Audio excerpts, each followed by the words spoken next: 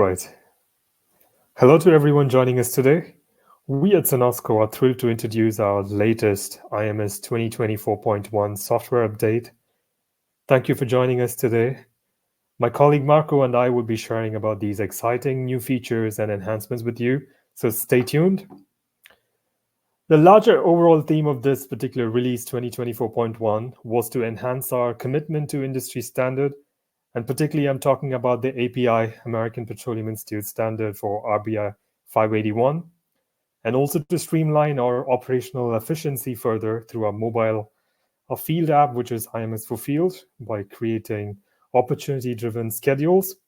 And lastly, also a bunch of new features and also several enhancements, which will provide and facilitate furthermore workflow simplification for you and all of the other users that use our IMS suite. Moving to the top few highlights from this particular feature, as I mentioned, IMS now supports API 581 standards for RBI in our IMS software. And the next bunch of few highlights, of course, would be from the dynamic forms, which is a highly used feature, and a lot of our users are big fans of this particular feature. So we've added a lot of new features and also improvements across dynamic forms to all throughout our IMS products from PEI, RCM, and the rest. IMS for Field, the latest mobile field app, we have also introduced opportunity-driven inspection and schedules to it. And lastly, across the other IMS products, PEI, RCM, PLSS, SES, and FCM, there are several new features, and of course, and a bunch of workflow simplification, as I mentioned, across all of these products.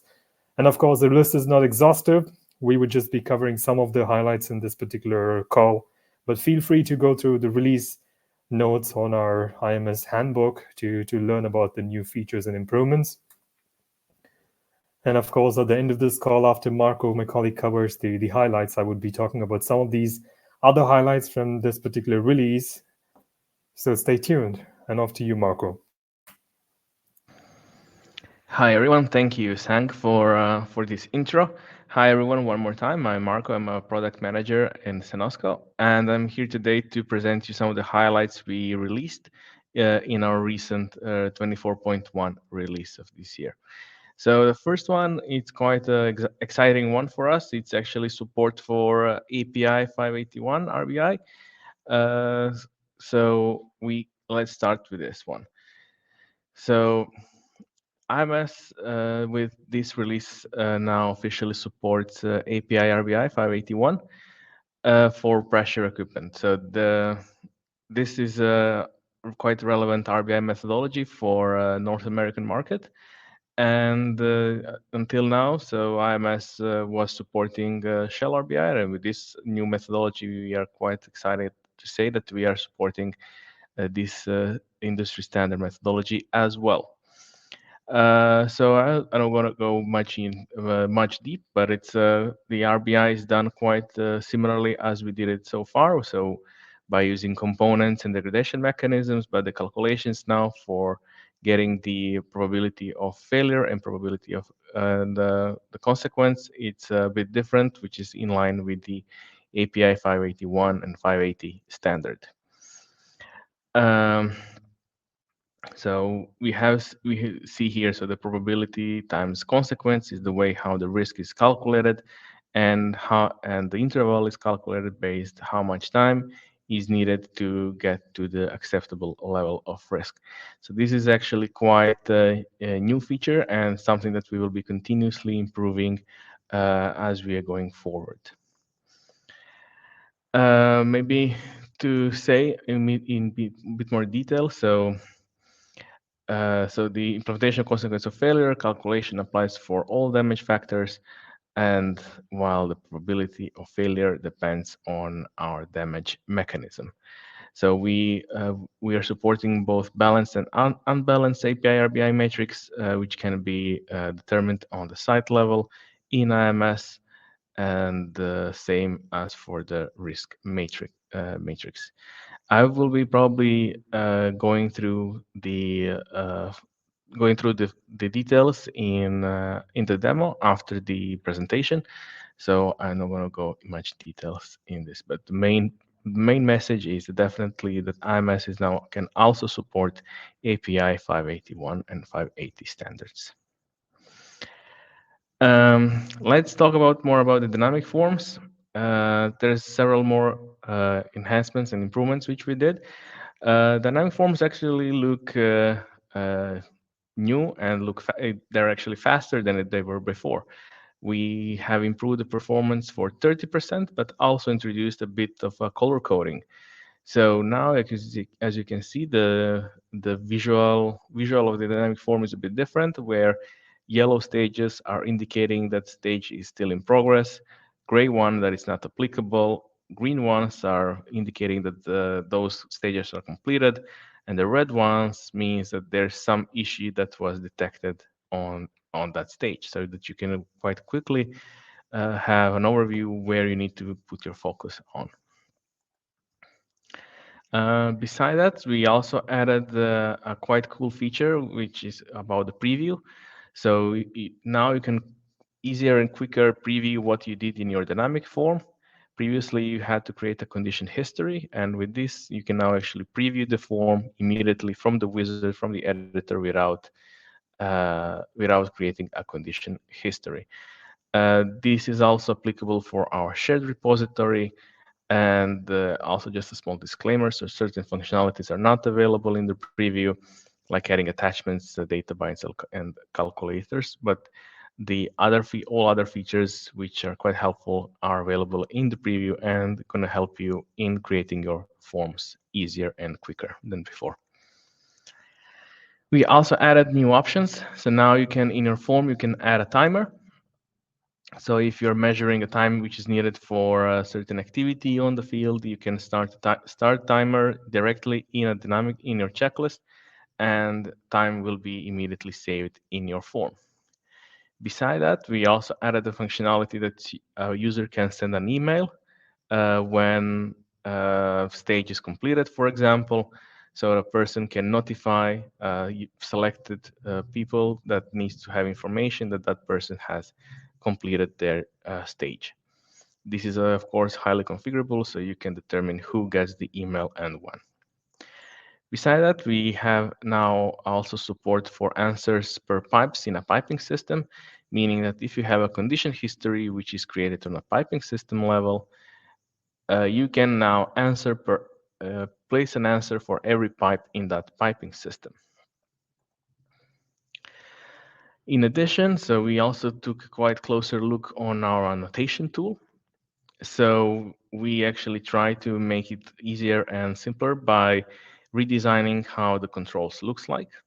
So now when you have an image, you can easily make a highlight or mark things which are important on that image for you. So we have also introduced here predefined pencil style and predefined highlighter style, which we think is going to be easier for you to make annotations on your images. In addition, we are also bringing new optional layout to our dynamic forms. So depending on the case which you are covering, beside stages, what we have now, you can also have answers immediately visible on your stages on the right side, so as you can see on this screenshot. This is configured on the form level and is optional for only for the forms which you want. In addition, some smaller improvements, like we have introduced a way to deactivate a form without retiring it completely. We are also showing a warning to users when several questions are going to be deleted for some reason. You can also define image names, which are auto-generated based on specific conventions when you're adding those to your observations. And we also added a megawatt as a unit of measure in our dynamic forms. So that's all about the dynamic forms. And this is all available in IMS. But these changes are also available in IMS for field as well. So if you're using IMS for field for your field inspections or field maintenance plans or field tests, all these checklists have the same functionalities what I just showed. But in addition, what we did for IMS for field, so beside the schedule-driven inspections which we had until now, we are now also introducing opportunity-driven inspections in IMS Fulfilled, meaning that you can directly take an equipment or a flock to your IMS Fulfilled and create a condition history immediately from there and not waiting for a schedule. This is quite handy. So when you don't have a schedule in your system for a certain inspection, you can immediately look up for the equipment for which you're looking for and make a record with your checklist on that piece of asset. Uh, in addition, so we also added a few more direct links in IMS Fulfilled. So now you can, if you have a work order number, you can specify work order number in IMS Fulfilled, and by clicking on that URL, the IMS Fulfilled is going to automatically download the schedules which are connected to that work order, making things even more easier when it comes to everyday scoping. So by this, you can get the list of your schedules, list of assets which you need to inspect today, just by constructing the URL with your work order number, or by specifying exactly which equipment ID you need to inspect. Same goes for the flocks. There are some other new features and work simplifications as well. Uh, one of the most important ones probably are for those which are a bit more tech savvy. Uh, so that we are actually bringing the application programming interface platform, that is the APIs for developers, meaning that if you have an application or an app which you want to interface with IMS, you can now use our open APIs of IMS in order to make an interface with it. So you can access those APIs just by adding /developer in your URL, and IMS will show you the APIs which you can use. APIs currently APIs which we have support, which we are supporting, are regarding the condition histories and creating those, same as for adding forms and checklists to it. And in the future, we will be adding more and more APIs as time goes. So if you have any request for certain APIs which you might need, do feel free to send a request to us, and we will happily look at it. In addition, so one of the most common interface with IMS is, of course, a CMMS interface with SAP or Maximo, for example. So in order to increase the transparency of those interfaces, we are now actually showing all notifications, work orders, and maintenance plans in the settings which IMS has received from a CMMS system like SAP or Maximo. So those are available in settings, data transfer, CMS interface, and you can see there actually all the maintenance plans, work orders, notifications. And when you click on one of those, you will actually see how those have been transferred to a schedule in IMS. All right. Additionally, when it comes to schedules and condition history, so we are actually now remembering, IMS is remembering which filters you have selected on your schedule grids in equipment detail screen, making it actually quite easier to focus on everyday work, especially for cases when you have multiple schedules from multiple disciplines in IMS and you want to focus on only specific ones. So IMS will now remember the filters which are really specific for you, making your everyday work much more easier. We also bring quite cool checklist, if I may say. So it's a checklist for relief valve pop test.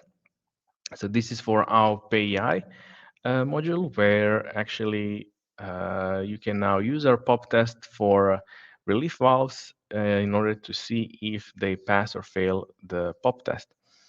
So you can enter the test pressure and the test pressure. This is going to be compared with the initial pop, and if if a pressure is within 20%, the test is going to be considered that it's failed, and if it exceeds 20%, the test is going to fail, and it will also say which type of failure it is depending on the percentage.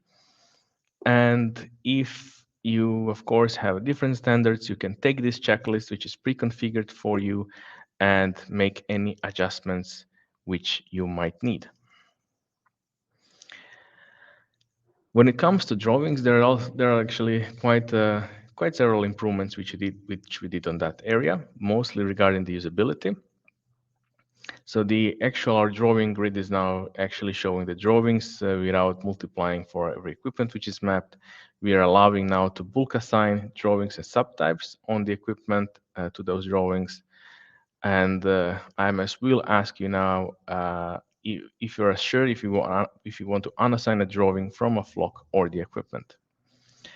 In addition, so also when it comes to CML mapping on a drawing or a 3D model, it's now much more easier actually to remove the mapping. And we are also supporting TIFF extension in drawings and documents section. When it comes to managing default schedules and inspection reasons, this is again in PAI. We are now allowing to override the inspection reason on a flock level with an inspection reason on the equipment level. So if for cases when you have multiple equipment under one functional location, you can now actually override the inspection reason for the specific equipment from the flock level, making it actually making it easier to manage your equipment which have a specific inspection reason. All the other rules are actually the same as they were before. For PLSS, so for pipelines and subsea systems, we are bringing the deferral options and the deferral module there.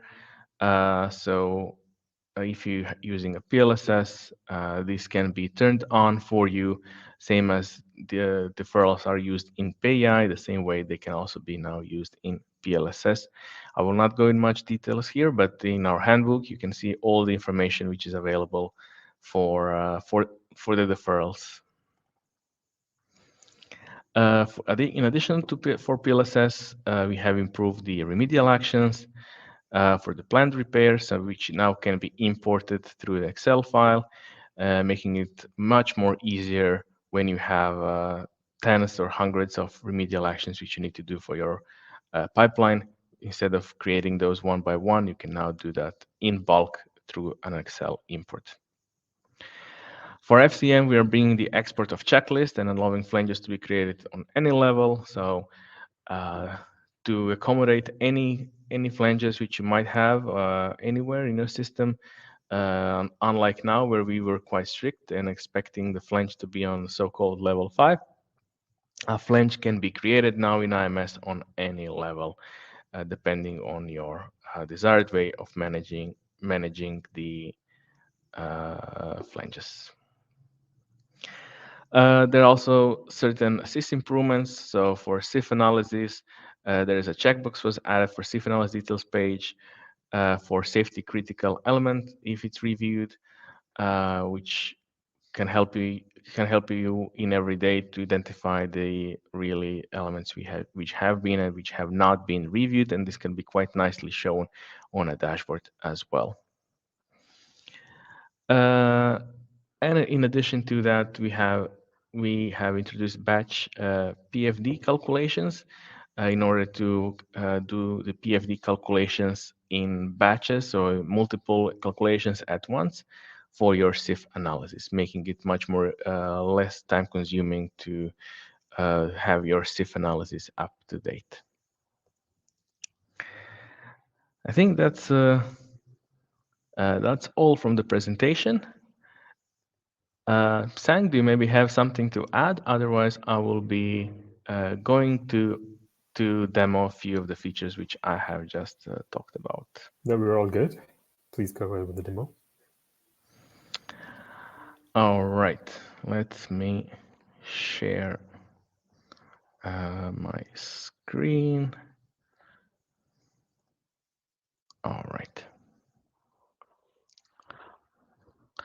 All right, so this is what I'm showing you now here. This is a new RBI 581, and it has its own main grid. And this grid is actually showing all the components in the system for which you might have decided that they need an RBI.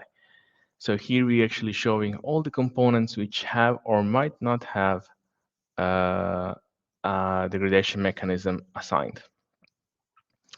So for example, so you can see your materials which are here, your components, your equipment, what's the criticality, and what is the analysis date when the analysis was created.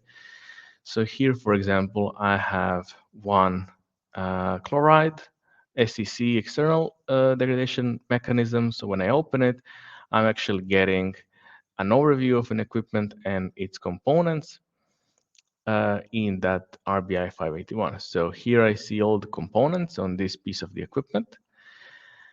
I can see my inspection history here, and if I scroll down a bit, I actually see the chloride SEC external degradation mechanism and the calculations which are needed in order to get the probability of failure, consequence of failure, and the risk matrix as well. So here I see the probability of failure. So how likely it is that degradation mechanism actually causes a failure. So here I need to add a certain information which are needed for this degradation mechanism in order to get the probability, which is here shown from 1 to 5. So the idea here is that on the left side you actually have your input fields, while on the right side you actually see the results of of your assessment. So this is the probability of failure, the inputs which I need to do, and then I have my consequence of failure. So what is the consequence if that piece of equipment actually fails? By adding a certain information here, which are actually, some of are actually coming from a site planter unit, so that this assessment can be quite quicker by defining the financial consequences actually on the higher level by those having pre-filled, and then I can actually see the risk matrix, and once I have my probability and my consequence, I can actually see the result that it's on the yellow in medium, and I see my risk target criteria, it's on medium high, and this is actually coming from a site level where acceptable risk criteria has been defined, meaning that this is the target criteria or a risk which is acceptable, and all the equipment which have lower risk is okay, meaning that when the uh, risk becomes a medium high, an inspection needs to be performed. And this is exactly what we see here. So we see that last inspection date for this piece of asset was in August of 2021, and the maximum inspection interval was calculated to be 50 years, making the next inspection date to be on 2071. So 50 years from the last inspection date. And so once the assessment has been done, assessment can be approved, and once approved, it can be added to a schedule, meaning that the assessment has been implemented and the risk has been mitigated.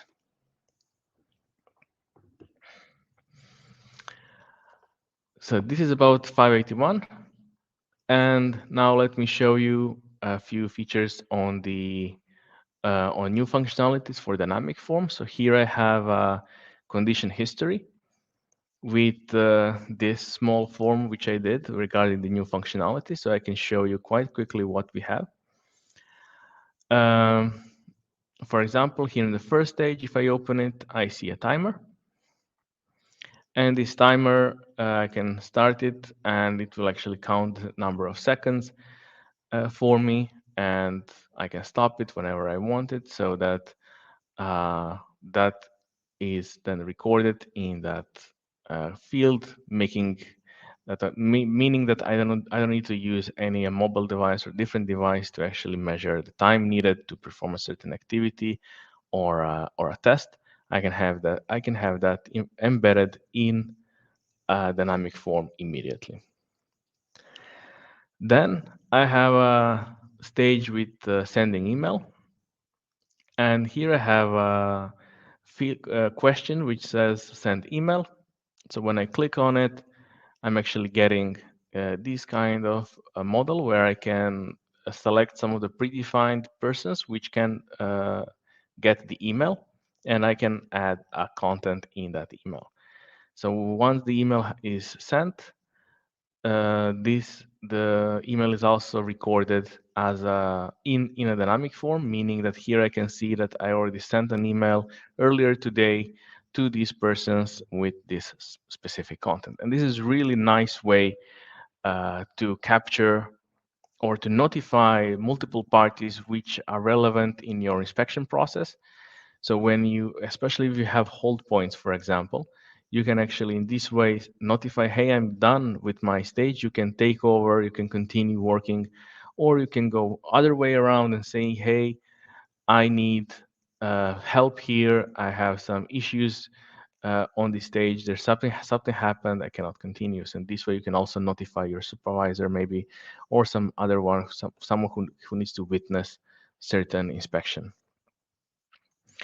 And last option is the so answers per pipe in a piping system, where I have a question condition found, and if I click on a piping, I'm actually going to get all the pipes in the piping system, and I can say, hey, this pipe is clean and dry, but this one is damaged, and this one is also damaged. And then I'm getting this, so I'm getting an answer per every pipe in a piping system. So you can ask, hey, from where is this information coming from? So if I check this, so this is a piping system, and if I click on it, I will actually see. So this is a piping system, and at the bottom, I will see that this piping system consists of these three pipes. And those are actually the pipes which are shown in a dynamic form, meaning that I can really place an answer for every pipe in that piping system, making much more granular and results of my inspection much more correct and transparent. So if I check the configuration, so in the editor, so if I want to place a timer, only thing which I need to do is actually set a control type to be a timer. And by default, I'm getting that this input type is a numeric with unit of measure that it's seconds. For sending email, the configuration is a bit more complex. So it needs a control type to be an email. There's a specific lookup which is about email. So now when you're creating lookup lists, you need to use the email part, where you can actually specify, hey, there are emails in this dropdown. So here you can actually see what are the all available emails to which a person can send email to. Of course, we're also supporting free text input for the emails, but this way you can easily select which persons are really relevant for you. And you can also say which one is by default needs to get the pre-selected. Last one, when it comes to answers in pipe per every pipe in a piping system. So in this case, I need a control type to be optional list per object, and we say show per pipes in piping system, and we have a lookup which says clean, dry, or damaged, and here is our options. So these options are going to be repeated for every pipe in that piping system.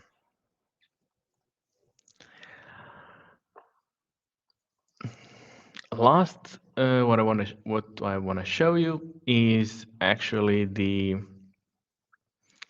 IMS for field. So this, what I have in front of myself is IMS for field, where I have on my left side, I have my schedules and my equipment, which needs to be inspected.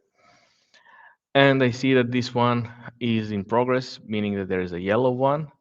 And here I see the information about my equipment. I have information about my schedule, and I have a checklist which I need to fill in. In this case, I have a leak which I need to fill in.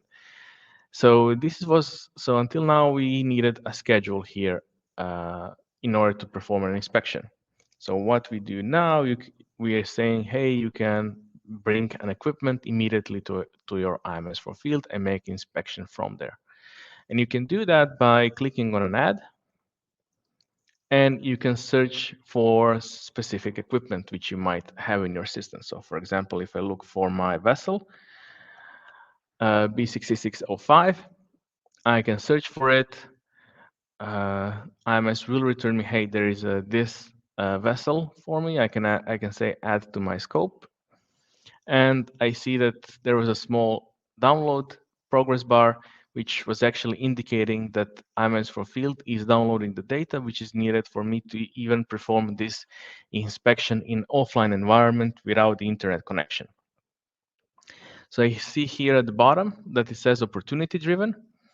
So when I click on it, I actually see my vessel. I see some basic information about it, and I can create a condition history immediately. And if you take a closer look, I don't have any more the schedule tab. In here, I immediately have my checklist.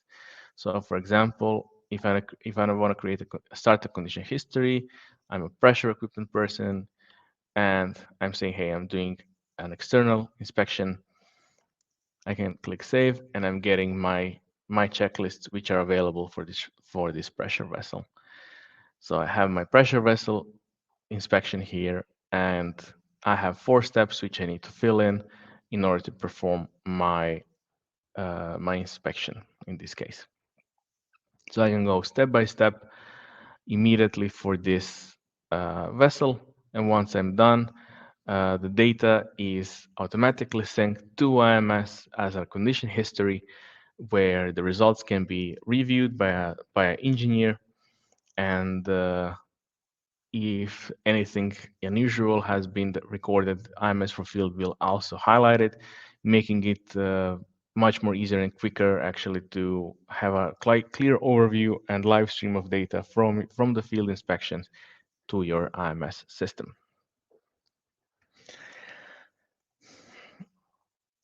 All right, so this is what I wanted to show, and any maybe questions which you would like me to answer. So maybe if you have, for example, if you have many checklists which you need help to transform from a paper checklist to IMS dynamic forms, so we can help you out with that.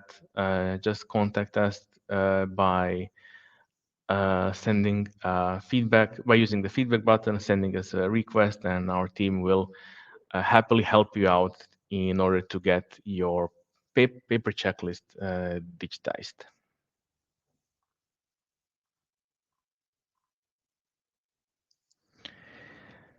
All right. What do you think, Sang? That was a wonderful update. We did have 2 Well, more questions, and I think you did answer one of the questions from James, and there was the other one from Mayank, which I did answer, and that was regarding standardizing naming convention across the checklist. And I think that is something that we are currently also looking at, right? With dynamic forms, the options. yeah. So in a dynamic form, so we are offering quite a nice way where you can manage all your options, like here in in your wizard. Under the logic tab, we have the library objects, and here we are showing all the options which are used in this specific form. And what we are looking to bring is an overview of all the drop downs options which might be in use for dynamic forms, that you can really manage those on the system level and not only on the form level, making it quite nicer and easier to be consistent for all your checklists which you might have. Thank you for question.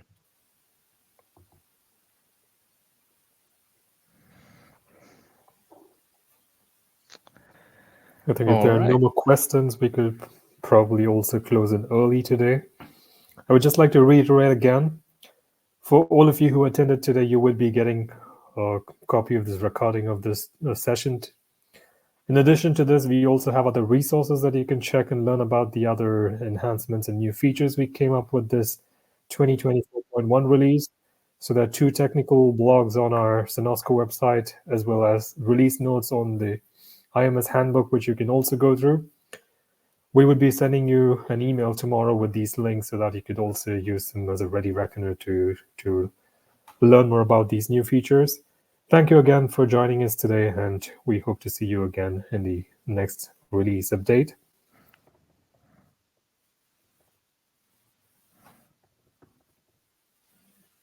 Yeah, I'm answering one more question.